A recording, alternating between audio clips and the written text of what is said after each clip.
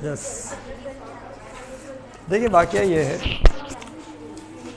कि जब भी फिज़िक्स में कोई प्रॉब्लम आई, कोई नया नॉलेज आया, कोई नई बात सामने आई, तो उस प्रॉब्लम को सॉल्व करने के लिए मुख्तलिफ़ तरीके मुख्तलिफ़ ज़मानों में इस्तेमाल किए गए। डिफरेंट एरा में उस प्रॉब्लम का सलूशन निकालने की कोशिश की गई। कई साइंसदानों ने उस प्रॉब्लम का सलूशन तलाश करने की कोशिश की। अगर हम एक मिसाल लेके चलेंगे तो बात समझने में हमें बहुत आसानी हो जाएगी। मिसाल के तौर पर रोशनी की नेचर क्या है, द नेचर ऑफ लाइट क्या है, शुरू से ये एक मुअम्मा रहा, एक क्विज़ रहा।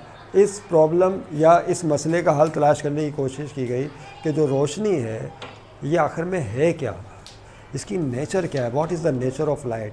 क्योंकि इंसान शुरू से सूरज की रोशनी तो देख रहा था, बाद में फिर बिजली ईजाद हो गई, इलेक्ट्रिसिटी ईजाद हो गई, तो उसको फिर बल्ब की रोशनी नज़र आने लगी, एनर्जी सेवर की ट्यूबलाइट की रोशनी नज़र आने लगी, फिर एटॉमिक टेक्नोलॉजी आ गई तो फिर लेज़र लाइट उसको नज़र आने लगी। Is that clear? तो what is the nature of light? सबसे पहले जिस साइंटिस्ट ने नेचर ऑफ लाइट को एक्सप्लेन किया या उसके हवाले से कोई थ्योरी पेश की, उसका नाम भी न्यूटन था। ये वही न्यूटन है, सर आइजैक न्यूटन, जिन्होंने लॉज ऑफ मोशन दिए। न्यूटन ने कितने लॉज ऑफ मोशन दिए थे? 3 लॉज ऑफ मोशन दिए थे Newton. First law, second law और थर्ड लॉ, जो हम चैप्टर नंबर 4 में डिस्कस करेंगे आपसे, चैप्टर 4 या 5 में।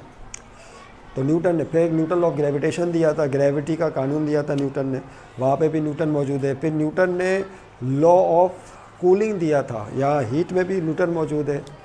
फिर न्यूटन ने तकरीबन तमाम शोबे-जात पर जो साइंस के हो सकते हैं उस ज़माने में बहुत काम किया, याद रखिएगा। यही वजह है कि अगर न्यूटन को किंग ऑफ द फिज़िक्स का नाम दिया जाए तो मेरा ख्याल है कुछ गलत नहीं होगा उस ज़माने के लिहाज से, याद रखिएगा। हालांकि न्यूटन ये भी नहीं जानता था कि ज़मीन गोल है, आप हैरान हो गए। न्यूटन ने इतने बड़े बड़े कानून दे दिए, लेकिन वो ये समझते थे कि जो हमारी ज़मीन है वो फ्लैट है। कैसी है? ये तो बाद में पता चला कि ज़मीन क्या है, अर्थ इज़ स्फेरिकल। अर्थ जो है वो फ्लैट नहीं है बल्कि स्फेरिकल है। लेकिन चूँकि ज़मीन बहुत बड़ी है इसलिए उसका छोटा सा हिस्सा कैसा नज़र आता है आपको? बोलिए, फ्लैट। अब ये फर्श है ना, तो आपको छोटा सा पार्ट फ्लैट नज़र आ रहा है, लेकिन ये चूँकि बहुत छोटा पार्ट है एक बहुत बड़ी स्फेरिकल सरफेस का, इसलिए आपको फ्लैट नज़र आता है। हकीकत में ये स्फीयर है, याद रखिएगा ज़मीन। तो बहरहाल कहीं और चले जाएंगे। तो न्यूटन ने फिर लाइट की नेचर को बयान किया उस ज़माने में, और क्या कहा? Light consist of particles. रोशनी किस पर मुश्तमिल होती है? पार्टिकल्स पर मुश्तमिल होती है, छोटे छोटे ज़र्रात पर मुश्तमिल होती है, जो कि स्ट्रेट लाइन के अलोंग मूव करते हैं पार्टिकल्स। और अपनी इस नज़रिए की बुनियाद पर, इसे कहते हैं थ्योरी, ये उसने नज़रिया दिया। अपनी इस थ्योरी की बुनियाद पर उसने रिफ्लेक्शन ऑफ लाइट और रेफ्रैक्शन ऑफ लाइट, जो हम पढ़ चुके हैं चैप्टर 13 में, रोशनी का इनेकास और रोशनी का इनेताफ़ कैसे होता है, अपनी थ्योरी की बुनियाद पर एक्सप्लेन कर दिया, बार बार वजाहत कर दी। रिफ्लेक्शन ऑफ लाइट को भी एक्सप्लेन कर दिया, और रेफ्रैक्शन, रिफ्लेक्शन किसे कहते हैं? रोशनी का किसी मीडियम से टकरा कर पलट आना रिफ्लेक्शन है। और रिफ्रैक्शन किसे कहते हैं? रोशनी का एक मीडियम से दूसरे मीडियम में एंटर हो जाना। तो दोनों को एक्सप्लेन कर दिया अपनी कार्पस्क्यूलर थ्योरी ऑफ लाइट की बुनियाद पे, जो ये कहता है कि रोशनी छोटे छोटे पार्टिकल्स पर मुश्तमिल है जिनको कार्पस्कल्स कहा जाता है। ओके, लोगों ने मान लिया, थ्योरी दे दी, हाइपोथेसिस दे दिया, एक नज़रिया दे दिया। सबसे पहले क्या चीज़ दी उसने? हाइपोथेसिस बयान किया। क्या तवज्जो रहे, सबसे पहले कौन सी चीज़ आई? हाइपोथेसिस। हाइपोथेसिस का मतलब होता है ख्याल। इसका उर्दू तर्जुमा करें तो क्या आएगा? ख्याल। उसने ख्याल किया, किसका ख्याल किया? नेचर ऑफ लाइट का। रोशनी की नोयत क्या है, उसके जहन में एक हाइपोथेसिस ने जन्म लिया, एक ख्याल ने जन्म लिया कि इसकी तलाश करें, सवाल का जवाब क्या आखिर लाइट है क्या। और फिर अपने इस हाइपोथेसिस को समझने के लिए, एक्सप्लेन करने के लिए उसने मुख्तलिफ़ इंफॉर्मेशन जमा की। वो देखता था कि चाँद से भी रोशनी आ रही है, सितारों से भी लाइट आ रही है, सूरज से भी लाइट आ रही है। इस डेट क्लियर? फिर उस ज़माने के लिहाज से अगर कोई कैंडल थी उस ज़माने में, या कोई चिराग था तो उससे भी रोशनी पैदा हो रही है, या लकड़ी जलाते हैं तो आग पैदा होती है, उससे भी लाइट आ रही है। इस डेट क्लियर? तो उसने रोशनी कहाँ कहाँ से किस तरह से डेवलप हो रही है उसको ऑब्ज़र्व किया, ऑब्जर्वेशंस को, और बार बार एक हाइपोथेसिस कायम कर लिया, और उस हाइपोथेसिस को बार बार रिपीट किया। और जब वो रिपीट करने लगा तो एक नतीजा उसने निकाला, जो बाद में हाइपोथेसिस जब सही साबित हुआ, ख्याल उसका दुरुस्त साबित हुआ, तो इस बुनियाद पे उसने थ्योरी डेवलप कर ली। क्या डेवलप की? थ्योरी डेवलप की, नज़रिया। इसको उर्दू में क्या कहते हैं? नज़रिया। जब आपके जहन में कोई ख्याल आता है और उस ख्याल को आप तजर्बात की कसौटी पर परखते हैं और देखते हैं कि आपका ख्याल गलत था या सही था, तजर्बात से बार बार वो सही साबित होता है, तो वो हाइपोथेसिस बन जाता है थ्योरी, नज़रिया बन जाता है। लेकिन अभी इसने कानून का जो है दर्जा हासिल नहीं किया, लॉ का दर्जा हासिल नहीं किया, और बाद में क्या होगा फिर जब उस थ्योरी को बार बार चेक किया जाएगा और थ्योरी हर बात बिल्कुल सही साबित होगी और कभी भी उसमें कोई खामी और गलती नहीं होगी, तो फिर वो बन जाएगा लॉ। क्या बन जाएगा आखिर में जाके वो लॉ बन जाएगा। लॉ को उर्दू में क्या कहते हैं, बोलिए? कानून। क्या कहा जाता है? कानून कहा जाता है। आप लोगों के दिल जहन में वो ख्याल आता है, एक छोटी सी मिसाल और ले लें, बाद में को डिफ़ाइन कर लेंगे, कि किसी भी चीज़ को ड्रॉप करें तो कहाँ गिरती है? आपके जहन में फ़ौरन क्या चीज़ आएगी? हाइपोथेसिस आएगा, ख्याल आएगा कि चीज़ें नीचे गिर रही हैं, ऊपर क्यों नहीं जा रही। बार बार जब आप तजर्बा रिपीट करेंगे तो क्या होगा? ख्याल पुख्ता होता चला जाएगा। भाई मार्कर को छोड़िए, बुक हाथ से गिर जाए, कोई भी चीज़ हाथ से छूट जाए तो कहाँ गिरती है? नीचे की तरफ गिरती है। तो हाइपोथेसिस बार बार प्रैक्टिकली प्रूव हो रहा है आपका। क्यों नीचे की तरफ जा रही है? आपके जहन में ख्याल पैदा हुआ, फिर आपने कहा कि ग्रेविटी की वजह से जा रही है, कि ज़मीन हर जिस्म पर फोर्स ऑफ अट्रैक्शन अप्लाई कर रही है, उसके नतीजे में बॉडीज़ नीचे की तरफ जा रही है। इस डेट के लिए तो फिर आपने थ्योरी बयान कर दी, क्या नज़रिया बयान कर दिया साइंटिस्ट ने, कि हर बॉडी पर ज़मीन कशिश की कुव्वत लगाती है। अच्छा, फिर पाकिस्तान में चेक किया, हाँ भाई पाकिस्तान में भी मार्कर नीचे गिरता है। फिर अमेरिका गए इस मार्कर को लेके, वहाँ पे छोड़ा तो वहाँ पे भी ज़मीन मार्कर को नीचे की तरफ खींचती है। फिर जापान चले गए, दुनिया के कोने कोने पे चले गए और देखा कि हर जगह कहीं भी मार्कर को छोड़ें तो ज़मीन अपनी तरफ अट्रैक्ट कर लेती है। यानी थ्योरी चेक हो गई, बार बार पक्की हो गई कि ये बात बिल्कुल दुरुस्त है कि earth attract every body towards its centre.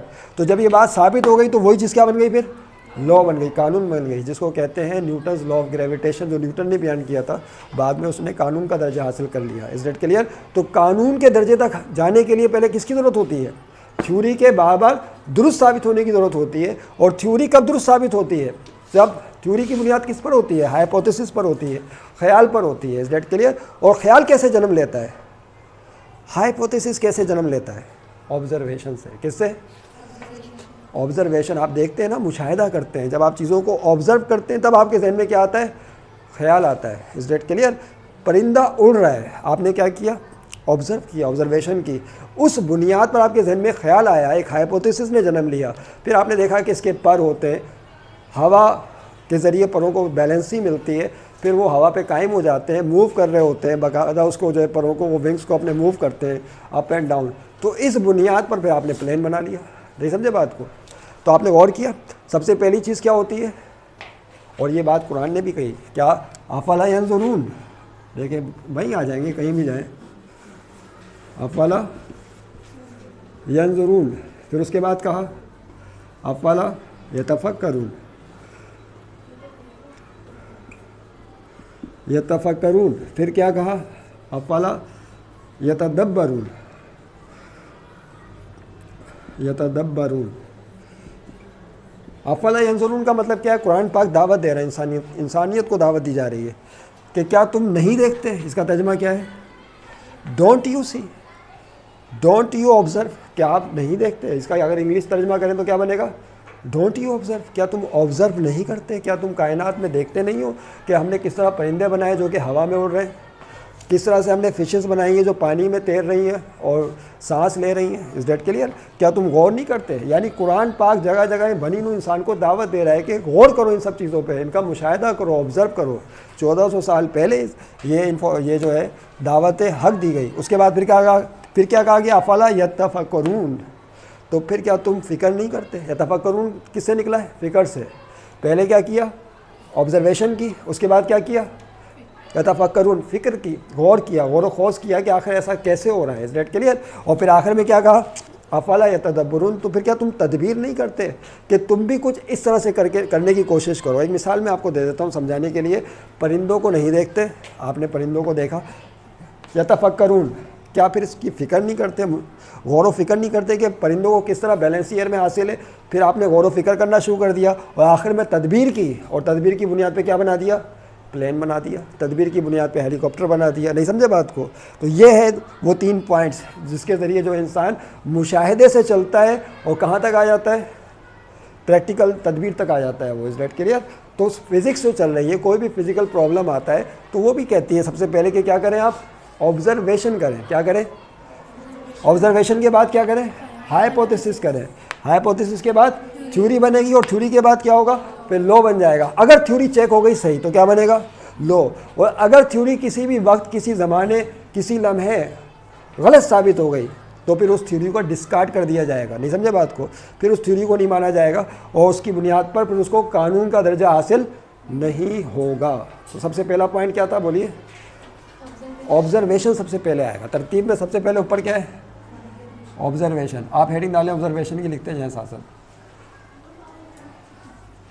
Observation का मतलब क्या है? मुशाहिदा। ऑब्जर्वेशन में लिखिए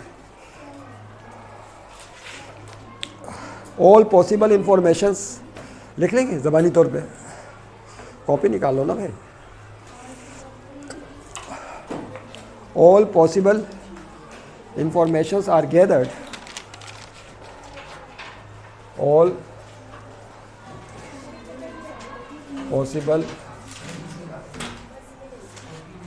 इंफॉर्मेशंस आर गैदर्ड। गैदर्ड का मतलब है एक जगह जमा करना तमाम। Are gathered very carefully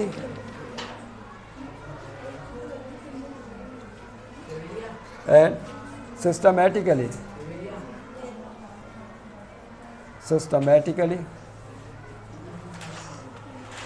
about a physical phenomenon, about a physical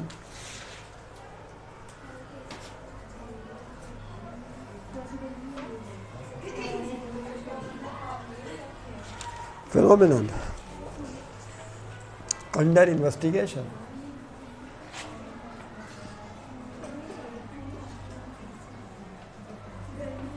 under investigation. Investigation के नतीजे में, तहकीक करने के नतीजे में फिर आप क्या करेंगे? ऑब्जर्वेशन करेंगे। यानी ऑल पॉसिबल इंफॉर्मेशंस को आपने गैदर करना है, जमा करना है। जितनी भी मालूमात है किसी फिज़िकल प्रॉब्लम के सलूशन के लिए, उसको आपने उसके हवाले से जो इन्फॉर्मेशन है उसको जमा करें केयरफुली और सिस्टमेटिकली। काम सिस्टम के तहत होना चाहिए, बेकायदगी नहीं हो उस काम में जब आप कर रहे हो।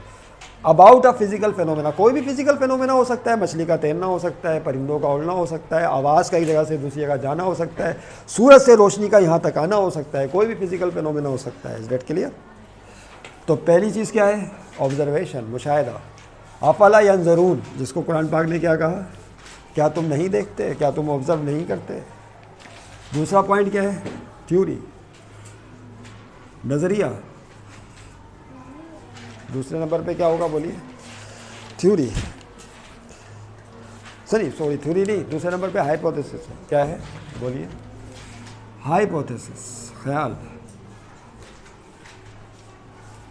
थ्योरी नहीं है, हाइपोथेसिस। ऑब्जर्व करने के बाद बार बार जब वो ऑब्जर्वेशन आपकी ट्रू होती है तो आप हाइपोथेसिस बना लेते हो, ख्याल कर लेते हो। लिखिए, a hypothesis is a notion. A hypothesis is a notion का मतलब है तसव्वुर, ख्याल, idea.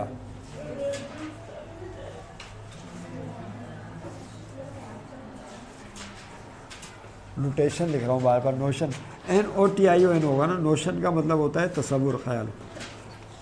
Hypothesis is a notion of a scientist, ये एक साइंटिस्ट का ख्याल है।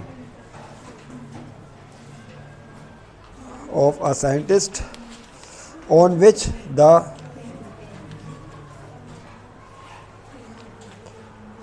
he tries to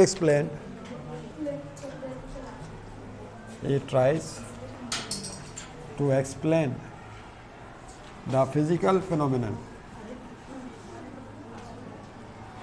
the physical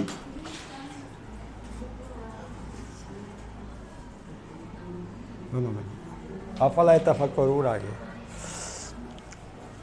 hypothesis ये एक तसव्वुर होता है साइंटिस्ट का, on which he tries to explain, जिस पर साइंटिस्ट ट्राई करता है, कोशिश करता है कि फिजिकल फिनोमेना को एक्सप्लेन कर सके। हाइपोथेसिस कहलाता है। नंबर 3, अब आएगी theory. Theory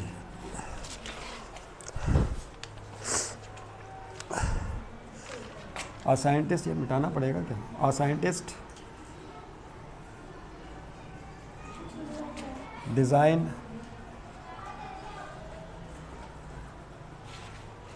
design a theory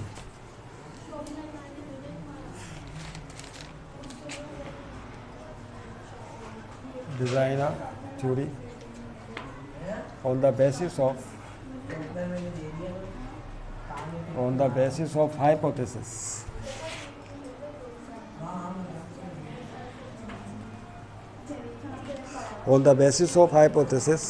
and gives explanation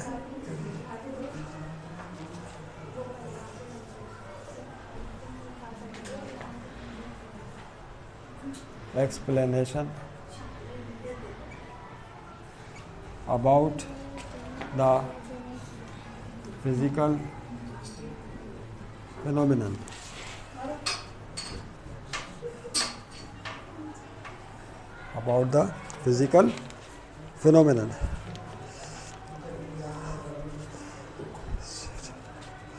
Theory is checked by experiment.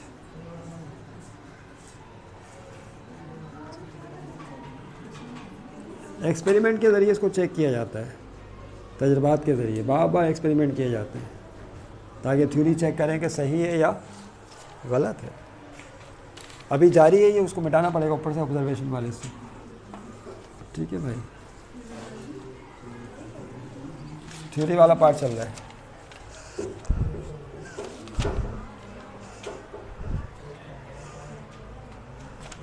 If theoretical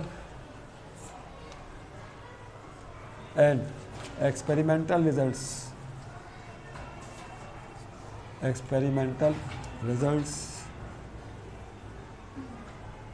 are matched,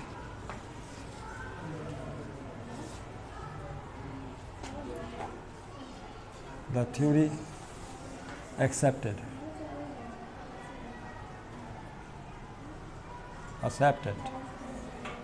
Otherwise,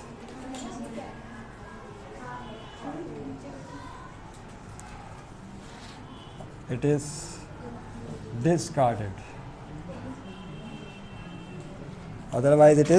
discarded. फिर कितने हो गए? 4 पर है लॉ।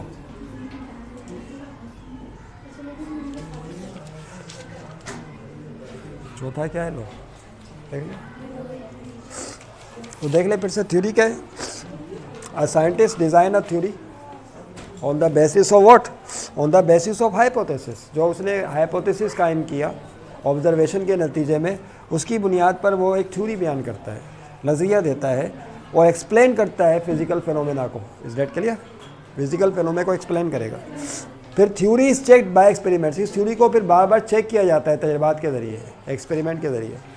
और अगर फ़र्ज़ कर लें कि थ्योरेटिकल वैल्यूज़ और एक्सपेरिमेंटल वैल्यूज़ मैच कर जाएँ, यानी सेम हो, बार बार जो तजर्बे से हासिल होने वाले नताइज हैं और जो थ्योरी के नताइज हैं वो सेम हो, तो इसका मतलब है कि थ्योरी बिल्कुल दुरुस्त है। तो फिर उस थ्योरी को एक्सेप्ट कर लिया जाता है। और अगर एक्सपेरिमेंटल रिजल्ट मैच ना करें थ्योरेटिकल रिजल्ट के साथ, तो फिर इसका मतलब है कि थ्योरी गलत है, उसको फिर रद्द कर दिया जाता है। Is that clear? तो इस पॉइंट को ध्यान में रखिएगा। अब लॉ कब बनेगी थ्योरी? लॉ कब बनेगी बताइए? जब थ्योरी बार बार चेक की जाए और हमेशा दुरुस्त साबित हो, तो फिर वो क्या बन जाती है? कानून का दर्जा हासिल कर लेती है, लॉ बन जाती है। Is that clear? ये आखिरी पॉइंट था, लॉ।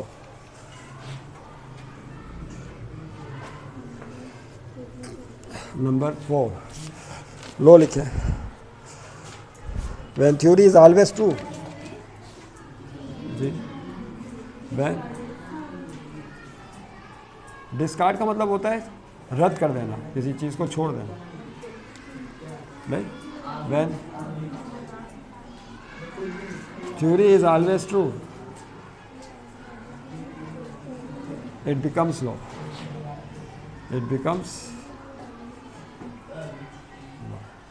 फिर ये कानून बन जाती है।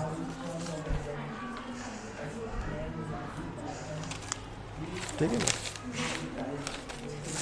तो क्या बन जाती है? ये लॉ बन जाती है, कानून बन जाती है। लिखने का काम ख़त्म हो गया। फिर से सुन ले 4 चीज़ें कौन सी हैं।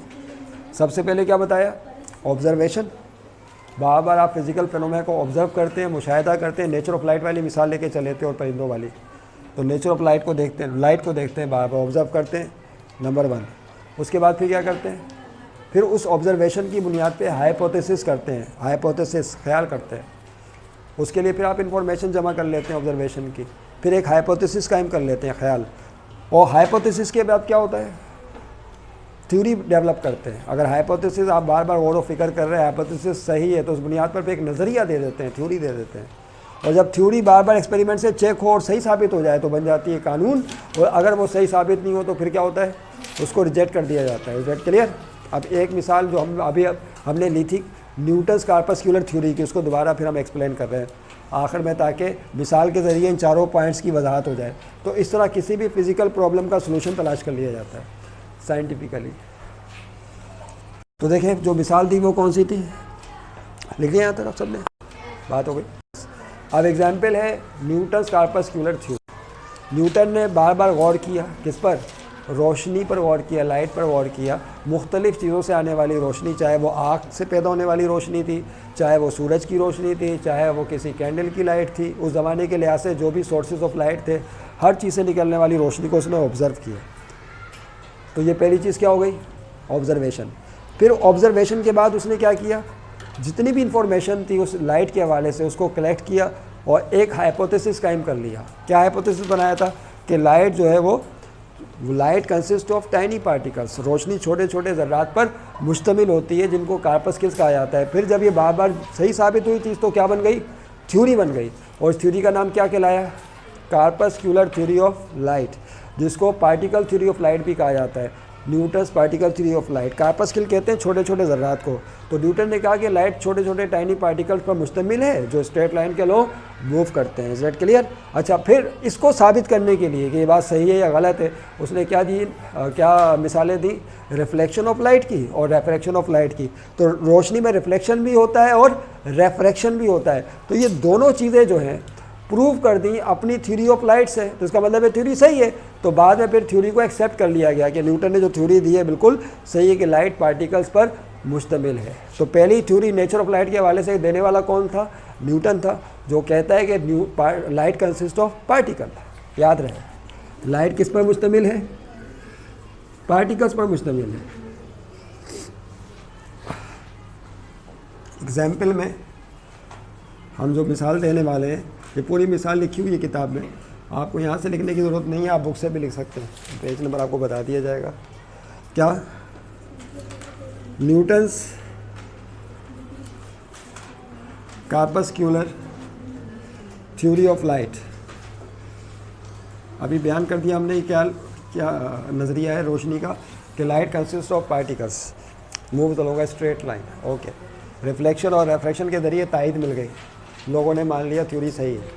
फिर कुछ अरसे के बाद, बल्कि उसी ज़माने में, न्यूटन के ज़माने में एक साइंटिस्ट और थे, उनका नाम था हाइजन। क्या नाम था? उन्होंने कहा कि रोशनी पार्टिकल पर मुश्तमिल नहीं होती, लाइट कंसिस्ट ऑफ वेव। अच्छा, एक चीज़ और न्यूटन ने कही थी कि रोशनी की जो रफ्तार है वो डेंसर मीडियम में तेज़ होती है और रेयर मीडियम में कम हो जाती है। मिसाल के तौर पर डेंसर और रेयर मीडियम किसे कहते हैं, हवा और पानी। पानी जो है वाटर वो डेंसर मीडियम है और जो हवा है वो हल्का रेयर वास्ता है, याद रहे। तो न्यूटन ने कहा था कि डेंसर मीडियम में रोशनी की रफ्तार तेज़ हो जाती है और हवा में रोशनी की रफ्तार कम हो जाती है। लेकिन फोकाल्ट ने, एक साइंटिस्ट था, उसने साबित किया कि पानी के अंदर रोशनी की रफ्तार कम हो जाती है और हवा में तेज़ हो जाती है, और साबित किया अपने नज़रिए की बुनियाद पे। तो न्यूटन की ये जो थ्योरी थी उसके अंदर एक फॉल्ट आ गया। न्यूटन का कहना था कि डेंसर मीडियम में तेज़ होती है और रेयर मीडियम में स्पीड ऑफ लाइट कम हो जाती है, लेकिन साबित किया बाद में फोकाल्ट ने कि बिल्कुल इसका उलट होता है। तो थ्योरी के अंदर एक क्या आ गया, रिजेक्शन आ गया। उसके बाद फिर वेव थ्योरी ऑफ लाइट आई जो हाइजन ने बयान की थी, और हाइजन ने कहा कि रोशनी जो है वो पार्टिकल पर मुश्तमिल नहीं होती, बल्कि वेव नेचर रखती है। रोशनी की जो माहियत है वो कैसी है, जस्ट लाइक वेव की तरह है, पार्टिकल की तरह नहीं है। इसको फिर नाम दिया था Huygens wave theory of light का। इसका बोलिए, Huygens wave theory of light, wave theory of light रोशनी का मौजी नज़रिया कहलाता है कि रोशनी वेव पर मुश्तमिल है।